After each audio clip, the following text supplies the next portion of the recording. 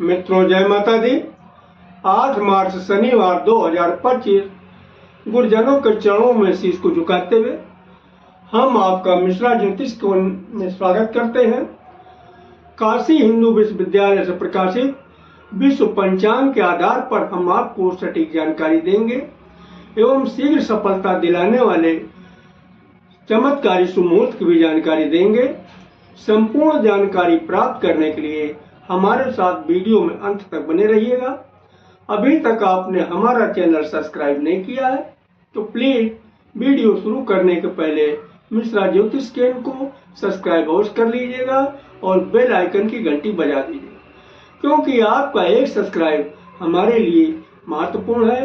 हम आप लोग को बधाई देते हैं जिनका क्या जन्मदिवस है। हम आप लोग को हार्दिक शुभकामनाएं दे रहे हैं जिनकी की आज मैरिज एनिवर्सरी है। हम आप लोगों की दिक्कत परेशानी दूर हो, माता रानी से विनती करते हैं। 8 मार्च शनिवार 2025 आज का पंचांग श्री सुसंवत 2081, शक संवत 1946, सूर्य उत्तरायण, शिशिर ऋतु, फाल्गुन माह, शुक्ल पक्ष, नवमी तिथि दिन में 11:47 रहेगी। तदुपरांत दशमी तिथि आरंभ हो जाएगी। आद्रा नक्षत्र रात में 2:25 रहेंगे। तदुपरांत पुनर्वस नक्षत्र आरंभ होगा। आयुष्मान योग रात में 7:27 रहेंगे। तदुपरांत सौभाग्य योग आरंभ होगा। कौलो करण दिन में 11:47 तक, तैतिल करण रात में 11:09 रहेंगे। चंद्रमा मिथुन राशि में, सभी आज के जन्मे हुए बच्चे मिथुन राशि के होंगे। चंद्रवास पश्चिम दिशा, आज पश्चिम दिशा की यात्रा आपके लिए लाभकारी होगी। दिशा सूर्योदय प्रातः 6:09 पर होगा। सूर्यास्त शाम को 5:51 पर है। चंद्रास्त 2:59 पर है। दिशा सूर्य पूर्व दिशा, परिहार अदरक, यानी आज पूर्व दिशा की यात्रा आपके लिए हानिकारक साबित हो सकती है। थोड़ी सी अदरक खाकर यात्रा आरंभ करें तो सफलता मिलने के योग बन जाते हैं। ब्रह्म मुहूर्त का समय प्रातः 4:33 से आरंभ होगा। अभिजीत मुहूर्त दिन में 11:36 से आरंभ होगा और 12:25 तक चलेगा। ब्रह्म मुहूर्त एक सुमुहूर्त है, इसमें जो भी काम किए जाते हैं पूर्ण रूप से सफलता आपको प्राप्त होती है। अभिजीत मुहूर्त दिन में 11:36 से 12:25 तक चलेगा। अभिजीत मुहूर्त भी एक सुमुहूर्त है, इसमें भी जो कार्य किए जाते हैं कामयाबी जरूर हासिल होती है। गोधन मुहूर्त शाम को 5:39 से 5:03 तक चलेगा। गोधन मुहूर्त में घर के अंदर झाड़ू लगाना और सोना दोनों चीज वर्जित है। ऐसी मान्यता है कि जो लोग इन दोनों कामों को करते हैं गोधन मुहूर्त में, उनके घर से लक्ष्मी रुष्ट होकर चली जाती हैं। राहु काल प्रातः 9 बजे से 10:30 बजे तक, गुलिक काल प्रातः 6 बजे से 7:30 बजे तक, यमगंड काल दिन में 1:30 बजे से 3 बजे तक। किसी भी शुभ काम की शुरुआत अथवा यात्रा का आरंभ राहु काल में न करें, क्योंकि जो भी राहु काल में कार्य किए जाते हैं, चाहे यात्रा हो या कोई शुभ कार्य हो, तो कदम कदम पे दिक्कत और परेशानी उठाना पड़ता है, यहाँ तक कि असफलता आपको हाथ लगती है। तो अगर कोई शुभ काम करना चाहते हैं या यात्रा आरंभ करना चाहते हैं तो इसके लिए आप जो है गुलिक काल में कार्य शुरू करें या फिर हमारे बताए गए शीघ्र सफलता दिलाने वाले चमत्कारी शुभ मुहूर्त में कार्य आरंभ करते हैं तो यकीन करिएगा आपको बहुत जल्दी सफलता हासिल होगी। अब हम आपको शीघ्र सफलता दिलाने वाले चमत्कारी शुभ मुहूर्त की जानकारी दे रहे हैं। देखिए, दिन की शुरुआत अमृत काल से हो रही है आज। तो अमृत काल का जो युवा शुरू होगा 10:30 बजे से और 10:48 तक रहेगा। किसी भी कार्य के लिए शुभ अनुकूल समय है। यानी प्रौढ़ा 10:48 से आरंभ होकर 11:36 तक चलेगा। किसी भी कार्य के लिए समान शुभ समय है। वृद्ध 11:36 से आरंभ होकर 12:24 तक चलेगा। किसी भी कार्य के लिए साधारण अनुकूल समय है। आगे फिर अमृतकाल रिपीट कर रहा। अमृतकाल का बाल शुरू हो रहा 3:36 से 4 बजे तक चलेगा प्रत्येक कार्य के लिए शुभ समय है। वह 4 बजे से आरंभ होकर 4:24 तक चलेगा, किसी भी कार्य के लिए शुभ अनुकूल समय है। प्रौढ़ 4:24 से आरंभ होकर 4:48 तक चलेगा, किसी भी कार्य के लिए समान शुभ समय है। वृद्ध 4:48 से आरंभ होकर 5:12 तक चलेगा, किसी भी कार्य के लिए साधारण अनुकूल समय है।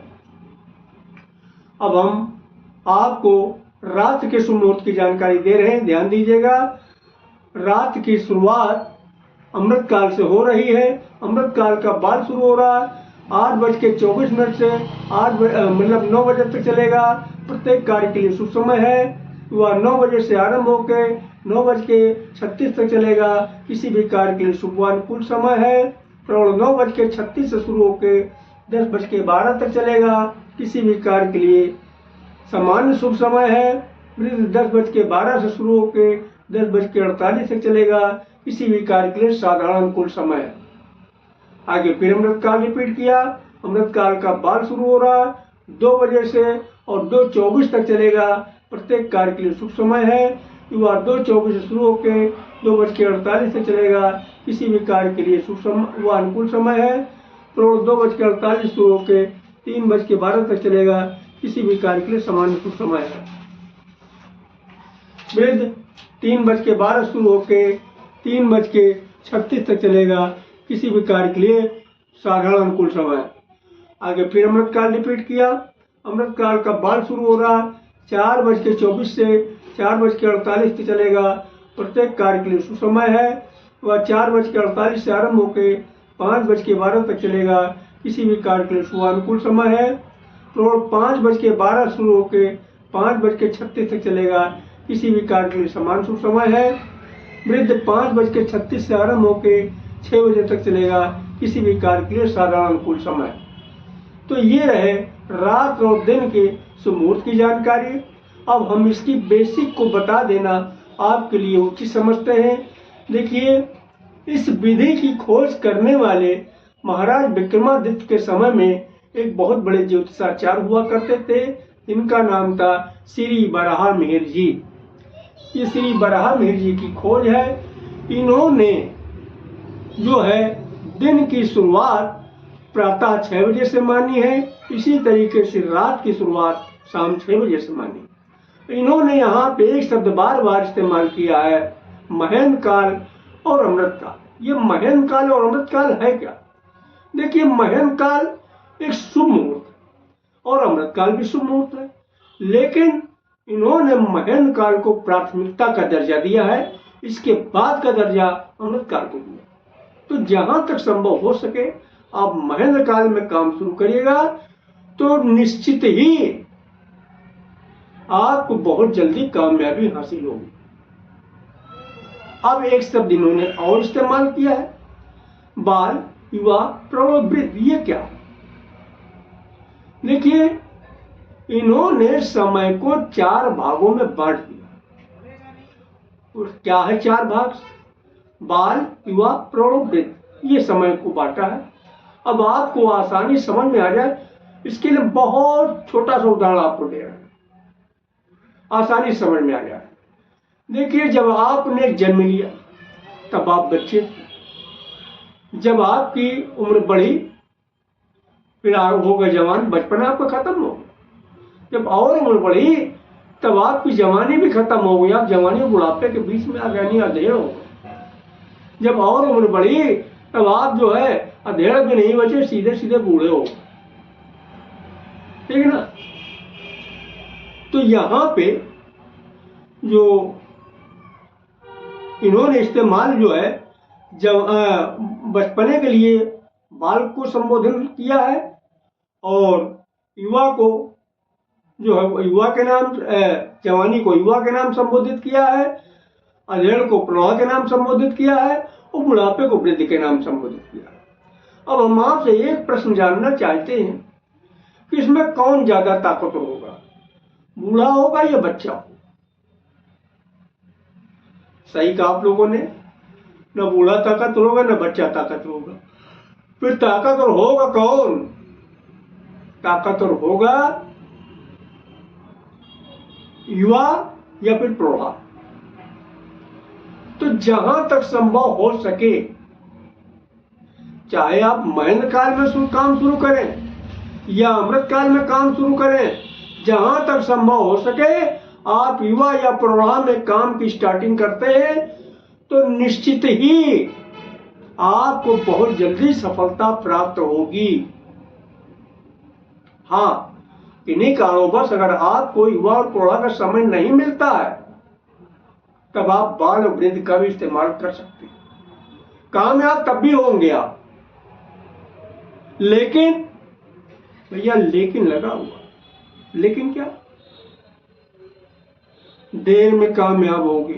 क्यों भाई? बाल और बच्चा और बूढ़ा अपनी क्षमता के अनुसार ही तो आपका सहयोग करेंगे, सहयोग तो करेंगे, लेकिन भाई उनके पास जितनी ताकत उसके हिसाब से सहयोग करें तो देर में मिलेगा। अगर हमारे द्वारा दी गई जानकारी आपको अच्छी लगी है तो मिश्रा ज्योतिष गेम को सब्सक्राइब करें, लाइक करें, अपने इष्ट मित्रों में अधिक से अधिक शेयर करें, तथा हमारे द्वारा आप अपनी जन्म कुंडली का प्रेडिक्शन कराना चाहते हैं तो उसके लिए आपको मामूली सा शुल्क देना होगा। उससे आप हमारी मेहनताना समझ सकते हैं। हमारा संपर्क सूत्र है मिश्रा ज्योतिष गेम, मोबाइल नंबर 9807225523। जय माता दी।